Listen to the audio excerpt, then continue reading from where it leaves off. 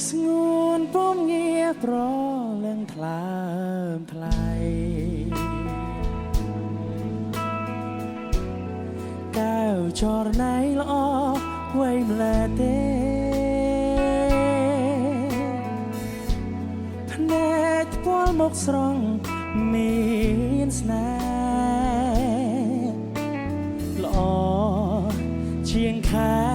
រះពេញបរមីតែទៀតចង់តែច្រៀងបងពេលឲ្យគេ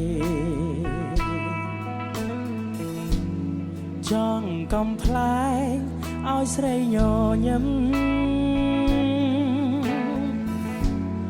ចង់ចាប់នេះទាំងព្រឹកប្រលឹម